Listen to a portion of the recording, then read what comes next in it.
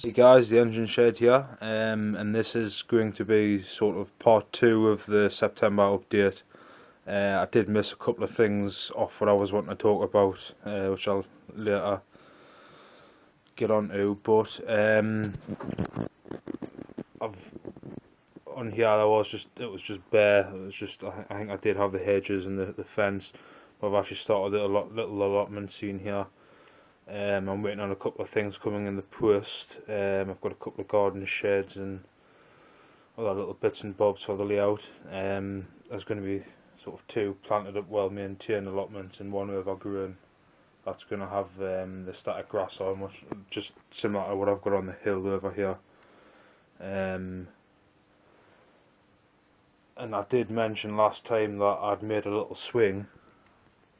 If I just pick it up, and here it is here, which is basically constructed out of 5 matchsticks and a single strand of copper wire. I just think it sits quite nice and gives a little bit of realism to the sort of seated area outside the pub. You get it painted up there. That's another job. There's a few little jobs of painting on it. You got the relay boxes and things. They're still yet to paint. I have give the base coat to the dummy pipe motors, but they do need weathered. I'm just going to sort of weather it similar to how I weathered this EWS box, this relay box. One of the things I was wanting to talk to you about was the method of power and what I'm actually using on the layout so far. I'm using the Hornby Select controller. I've got it on there. Just I had a train going around, but it was a bit noisy when I was talking, so I've just stopped it for now. So that's my main method of power on the layout. That's to the track for the trains. Now another thing is I bought a Gauge Master.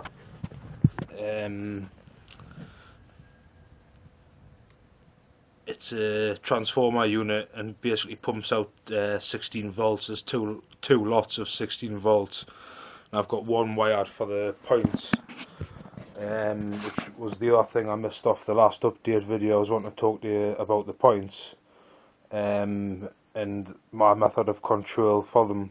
I have seen a lot of people use the likes of the Hornby point decoders. You know, you wire them in and you wire say 4 points to them, and it's all controlled by the unit down here.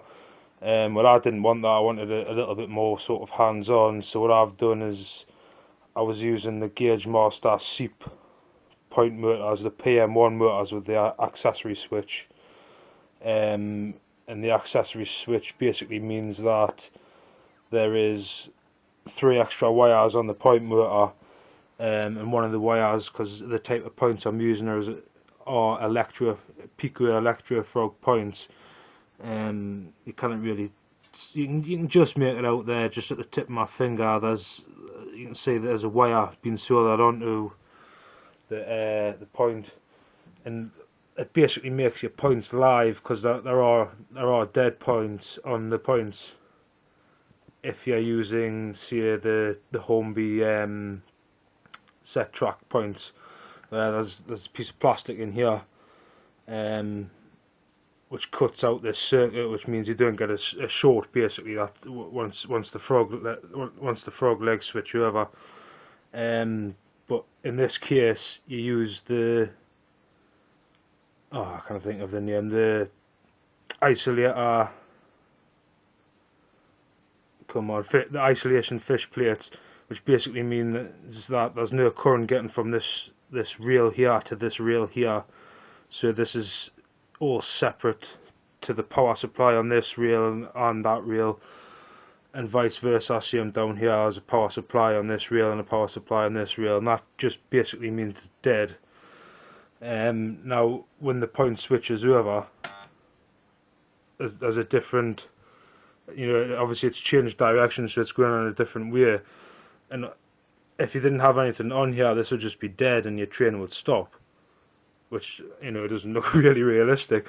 So what you have to do with the seat point motor, and it's got an accessory switch on. You can use it with likes of signal lighting and stuff like that, but in this instance I've used it for the points.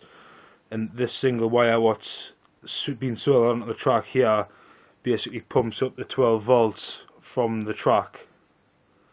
It's connected to the actual point motor itself's connected to both the gauge master supply for all the point motors as well as the Hornby Select unit supply for the rail. Now what this does is once the point flicks over and changes direction, we'll say this is positive and this is negative, or positive, so we'll make this one positive and this one negative.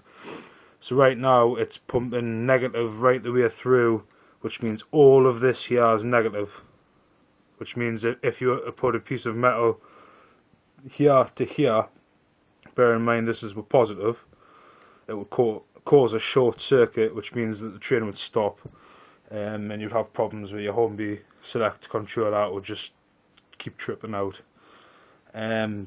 So what the actual point motor is doing with the accessory switch, what the actual accessory switch is doing is pumping up negative to all of this here.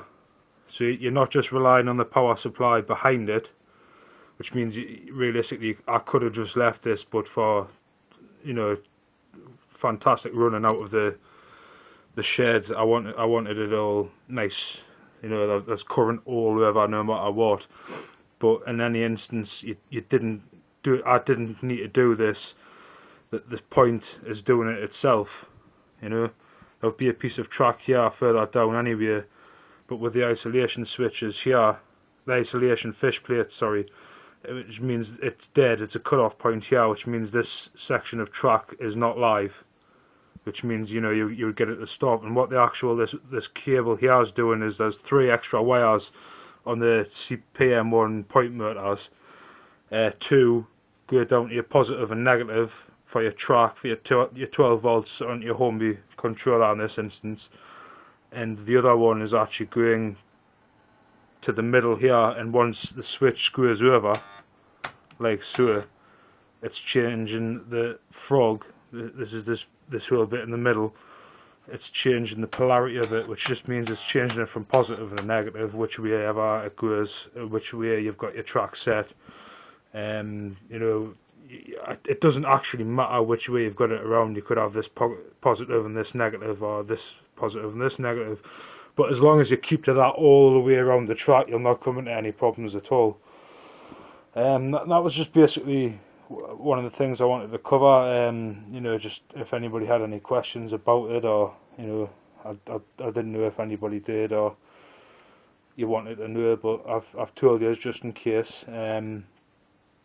I've finished this little bit of ballasting over here at the edge, all the way down. You'll probably be looking at this video now and thinking, oh, it's not straight, it's all over the place. Well, that was my intention. Because down here I've got a grassed area, and I like that grass area just to run all the way up to the top, and to get that effect of sort of overgrownness, similar to here, but I wanted it a little bit more sort of in and out and in and out, just so it's really quite random. It's not just all straight lines. I mean, nothing in nature are straight lines. So that's my intention. And obviously once the grassed area is in here, there'll be bits of ballast covered and other bits not. So it'll give a really nice sort of natural look to it, I think. But we'll see how that goes. See how that turns out. But I don't know if I mentioned as well. I'll just come out at the farm scene here. As I finished putting the last colour of muck on the dirt track here for the farm.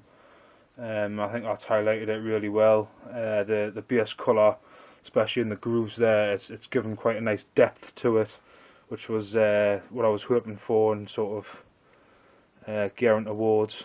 But there's nothing other than that really changed up here. I sort of need to give myself a kick up the backside, I think, and finish this little scene off. But you start on one bit and then you move to another bit and then move to another bit, and before you know it. But I've still got yet obviously this little bit here to finish off. I think I did tell you what I was going to do with that.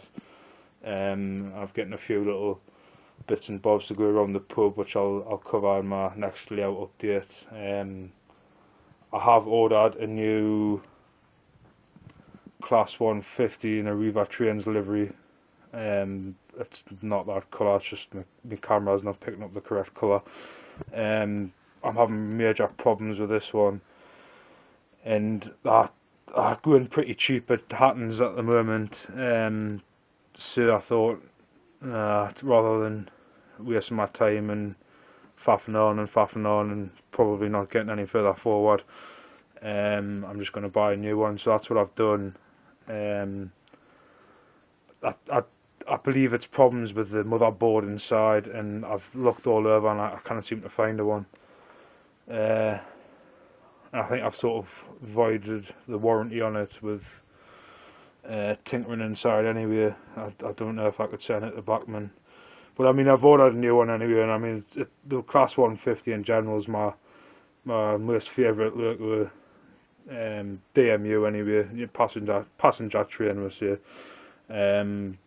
It's the number one. So I think what I'll do is I'll just make a model stand for it with a piece of track and a plinth and put it in my living room. But yes, I have sorted out the station area now. I've stripped all this, it's all dead smooth now, and what I've done is I've actually sanded down so it's a nice gentle sort of gradient down towards the end of the platform. The next thing to do is to polyfill it and then paint it. I have got the brick sheets pre-cut for the sides now.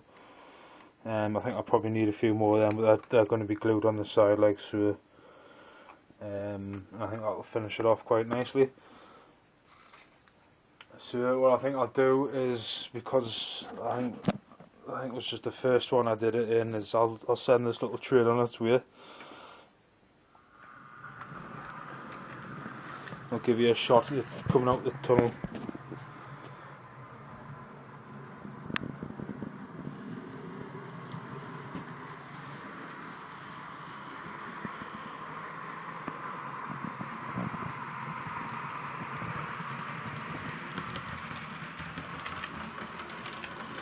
Well guys, that's the engine shed here, and this is sort of part 2 of the update.